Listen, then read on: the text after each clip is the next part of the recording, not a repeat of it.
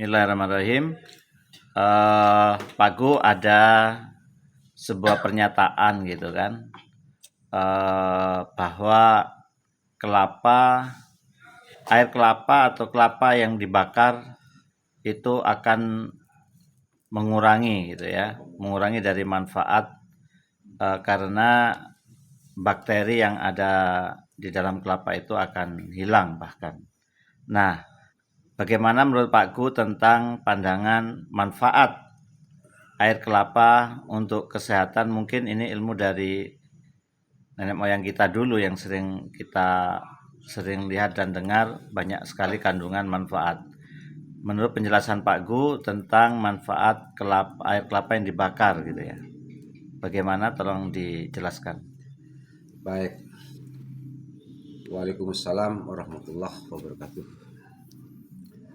Terlepas kita mengkaji tentang bakteri, kita tidak mau mengkaji satu sisi tentang bakteri, tapi kita akan mengkaji kebaikan-kebaikan apa yang ada di dalam di sekitar kelapa itu, antara batok dan kulitnya dan seratnya itu, termasuk air itu, semua adalah suatu kebaikan tersendiri. Nah, maksud dan tujuan membakar itu bukan semata-mata cuma membakar. Pasti orang tua dulu pasti punya tujuan. Karena ilmu orang tua itu bukan ilmu teori, Yang baru lahir. tapi berdasarkan ilmu ilahiyah. Setuju apa tidak nih? Setuju. Karena dalam zaman dahulu itu belum ada teknologi. Cuma berdasarkan ilahiyah atau suatu petunjuk dari Sang Pencipta, maka dilakukanlah suatu pembakaran. Nah, kalau kita kaji pembakaran ini bagaimana, kalau kita ulas sekarang.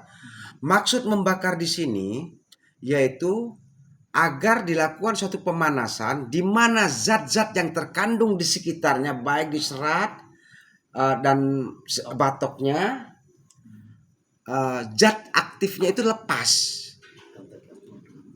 Zat aktifnya lepas, terakumulasi di air.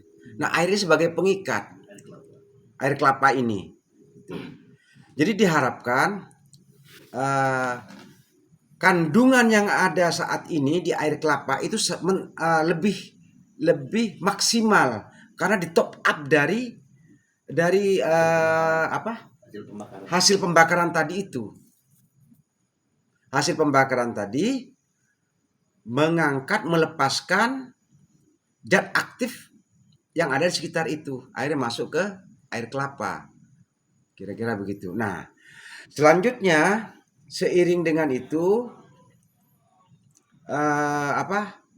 setelah dilakukan pembakaran tadi itu sudah selesai pemanasannya. Nah, kita boleh mencampur dengan apa aja. Boleh memberikan cita rasa ya. Baik itu dengan telur, Pinang, madu, jahe.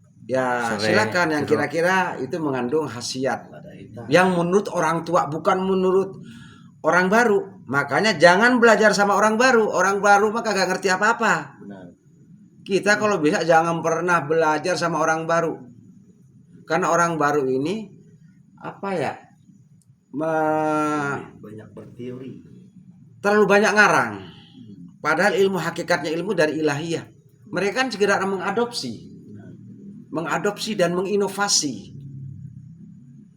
Saya kira begitu.